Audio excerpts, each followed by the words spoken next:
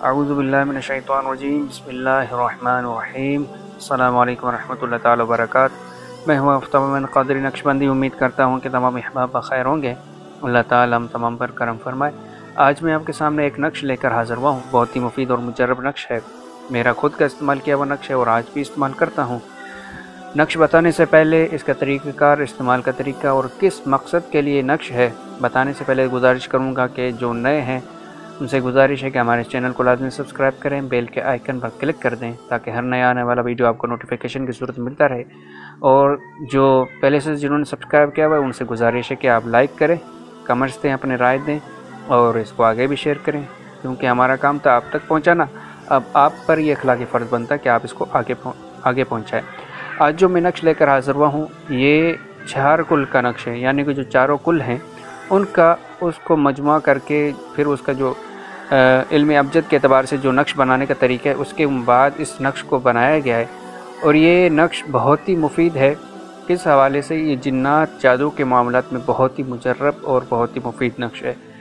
تو آج کا جو نقش ہے یہ بالخصوص ان لوگوں کے لیے ہے کہ جو جادو کے مرض میں مبتلا ہیں، جادو کے زد میں گرفتار ہیں، مگر کوئی حل نہیں نکل رہا۔ کافی علاج و معالجہ کر لیا، ابھی بھی کوئی صورت نہیں بن رہی ہے علاج و معالجہ کرنے کے بعد۔ اور ایسا بھی ہوتا ہے کہ علاج و معالجہ تو کر لیا مگر اس کے بعد پھر سے ان پر اثرات ہو جاتے ہیں، معاملات ہو جاتے ہیں، جادو کا اثر ہو جاتا ہے۔ تو آج جو میں عمل لے کر حاضر ہوا، جو نقش لے کر حاضر ہوا ہوں، یہ 4 کل کا نقش ہے، بہت ہی مفید اور مجرب نقش ہے۔ اس کو آپ استعمال کریں گے تو انشاءاللہ تعالیٰ آپ ان تمام مصیبتوں سے، ان پریشانیوں سے نجات حاصل کریں گے۔ اس کا طریقہ استعمال کیا ہے؟ اس کا طریقہ استعمال بالکل ہی آسان ہے۔ سب سے پہلے کہ کوئی بندہ پہلے جو بھی یہ نقش لکھنا چاہے اسے چاہیے کہ پہلے وضو کر لے، ٹھیک ہے؟ وضو کرنے کے بعد پھر اس نقش کو بالکل ہی یکسوئی اور توجہ سے اس کو عشاء نماز کے بعد یا فجر نماز کے بعد، یہ 2 ٹائم میں، نہیں تو اگر یہ 2 وقتوں میں نہیں لکھ سکتا تو پھر کسی بھی وقت میں اس نقش کو لکھ لے، ٹھیک ہے؟ ان 2 وقتوں میں یعنی فجر اور عشاء کی نماز کے بعد اس نقش کو لکھے۔ کس طرح لکھنا ہے کہ زعفران سے لکھے تو بہت ہی مفید ہے اور بہت ہی بہتر رہے گا زعفران سے لکھنا۔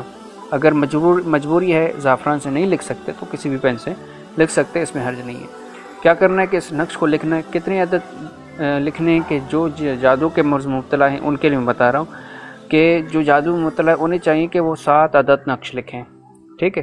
7 عدد نقش لکھیں اور انہی تمام 7 پر جو 4 کل ہیں، سورہ کافرون، سورہ اخلاص، سورہ فلق اور ناس، ان چاروں صورتوں کو 4 کل کہتے ہیں، ٹھیک ہے؟ ان تمام صورتوں کو 11 مرتبہ پڑھیں۔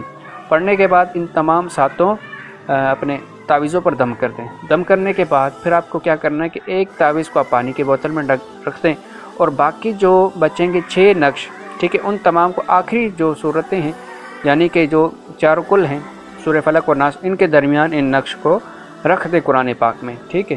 اب کیا کرنا ہے کہ جو پانی بوتل میں آپ نے جو تعویذ ڈالا ہے اس کو 3 دن تک پینا ہے۔ مریض جو ہے، جادو میں مبتلا جو مریض ہے وہ 3 دن تک پیے۔ اسی طرح پھر دوسری تعویذ کو نکال کے اس کے اندر ڈالے، 3 دن تک پیے، پھر دوسری تعویذ، پھر اس کو 3 دن تک پیے۔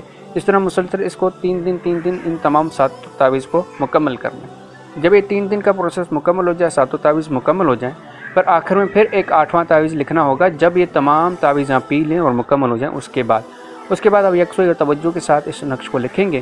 لکھنے کے بعد پھر آپ کو کیا کرنا ہے کہ 21 مرتبہ، پہلے مرتبہ جو پڑھنا تھا یہ 11 مرتبہ، اب 21 مرتبہ ان پر یہ تمام 4 کل جو 4 صورتیں ہیں آخری، ان تمام کو آپ پڑھیں گے 21 مرتبہ، دم کر دیں گے تعویذ کو۔ پھر اس کو لپٹ کے تعویذ نما بنا کر اس کو آپ گلے میں ڈال دیں۔ پھر انشاءاللہ تعالیٰ نہ کبھی آپ پر جادو کا اثر ہوگا، نہ کسی نظر بد کا اثر ہوگا، اور جو بھی معاملات اگر باقی رہ چکا تھا، اثر اگر کوئی باقی بچا تھا تو وہ بھی اس عمل کے بعد ختم ہو جائے گا۔ بہت ہی مفید عمل ہے، اس کو کریں تو انشاءاللہ تعالیٰ فائدہ ہوگا۔